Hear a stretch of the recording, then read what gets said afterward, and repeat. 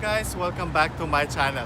I'm sure nakakain na kayo sa Dampa sa Manila, sa Macapagal at saka sa Pasay. Ngayon naman susubukan natin ang Dampa dito sa Abu Dhabi. Tara, samahan niyo ako.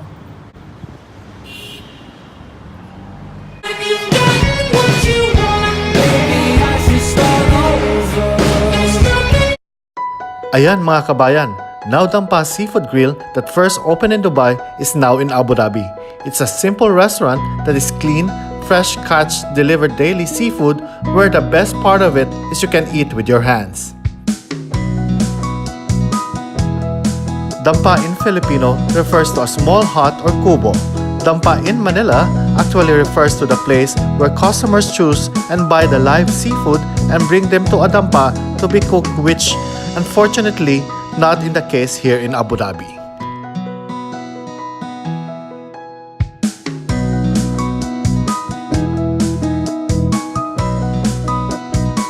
For 145 UAE dirhams or 2,000 pesos or about 39 US dollars, you will get a mix of seafood of juicy crabs, good-sized shrimps, mussels, and some clams with corn cobs with your choice of sauces and 2 liters of non-alcoholic mocktails. And the best part mga kabayan, they offer unlimited rice with your choice of meal.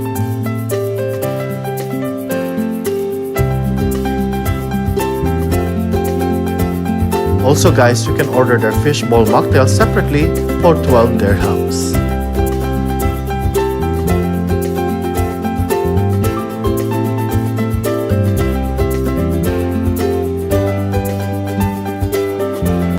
Ayan guys, dumating na ating mga drinks. So ito ang tinatawag nila na Lindsay Lohan, passion fruit, pineapple, and soda.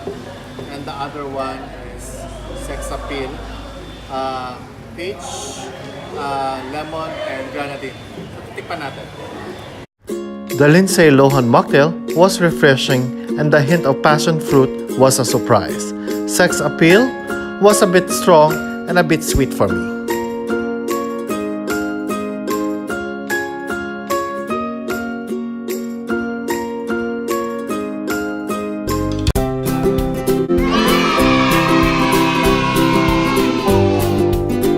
Okay guys, with this bunch of seafood, they have different sauces for you to choose from.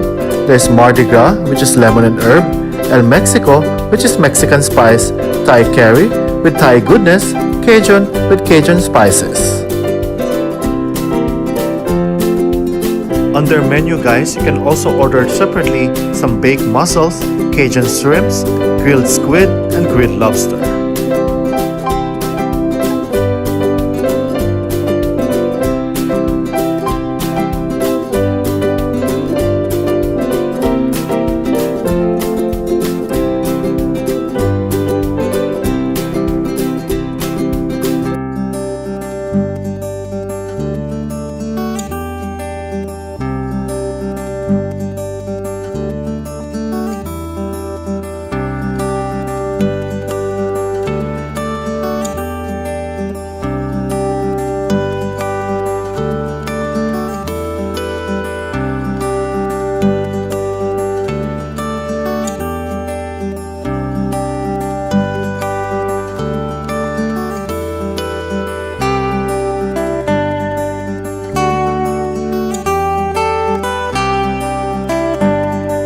Guys, here is my unbiased review of Dampa Seafood Grill restaurant.